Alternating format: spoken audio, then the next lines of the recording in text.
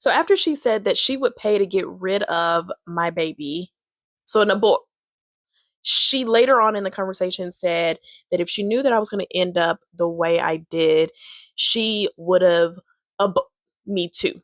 She literally said she wanted to pay to get rid of my baby and that she should have gotten rid of me. But after 2012, 2013, my mother wasn't leaving as many voicemails nor emails because, quite frankly, I blocked her. After a period of time, I unblocked her and we started what I thought was working on our mother daughter relationship. I naively thought that she would eventually take accountability for everything she had done, that she would own up to and apologize for the verbal and physical harm she caused me. We would randomly have lunch here or there, and sometimes she would say some sideways stuff, snide remarks. I would politely check her, and then other times, like, I would just distance myself until I was ready to try again. And then in 2014, me and Huey, my high school sweetheart that I'm now married to, and we've been together for 16 years, we found out that we were having a baby. And this was after 3 miscarriages. And I waited a few weeks and I knew I was pregnant when I went to lunch for my birthday. And I still waited a few weeks just to be sure. And I wanted to tell my mother, I wanted to tell her in person. I was an adult. I'm not hiding this information, and I definitely didn't want her to find out through the grapevine. So I asked my husband Huey to take me to my mom's house. We brought a friend. Just I don't know why we brought a friend, but thankfully we did because he was a witness to what happened next. But I went to the front porch. I knocked, asked her to step outside because I didn't want my great grandfather to hear. I didn't know how she would take the information, but I was hopeful. And once I told her she was going to be a grandmother, once I told her I was having a baby, she immediately said, "Oh, I've got the money. We can go get rid of it now." Instantly, I was hysterical. And she started talking about my life and the path I was on and how I threw everything away and just all of this rhetoric.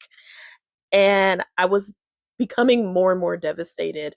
And I knew she wouldn't take it well, but I was still hopeful, but I did not expect that. Keep in mind, around this time, she was saying a lot of things about my life and how she invested in me and she put all this money into me and time and effort and energy, and that she deserved a return on her investment. She started talking kind of like that. And at this point, I had had enough. I ran to Huey's car. He stepped out. Our friend stayed in the car but was watching everything. He stepped out to create a barrier, like a human barrier between me and my mother, because she was like coming after me. He had no clue what she was about to do. So he put his hands up to like block her, and like he held her shoulders and was like, "No, like leave her alone.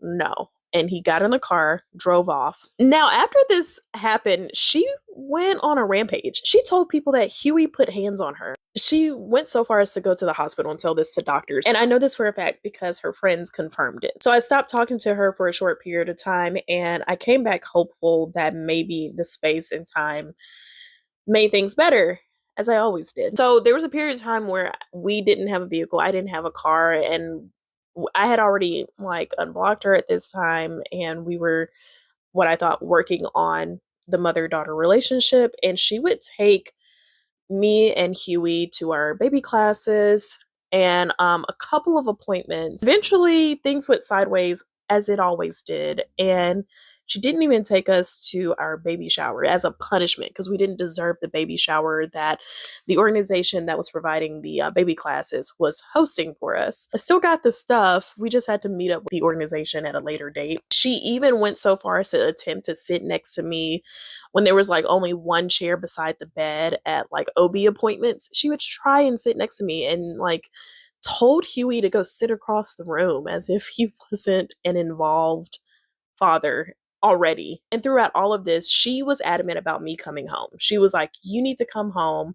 I've got all this stuff." Woo, woo, woo, woo, woo. She wanted me to be a single mom. And because her behavior was just so abhorrent, I didn't even invite her to the baby shower. But I invited friends and friends of the family, and those friends of the family weren't able to come, but one of them told my mom about the baby shower and she showed up. We didn't kick her out or anything. It was just very, very awkward. But then the day came where it was time to give birth to my daughter, and that was the day where I was like, oh, she needs to be medicated. She needs to be on somebody's couch, assessed, and medicated. Because why did the labor and delivery director come to my room and tell me that there was a claim that Huey was abusive?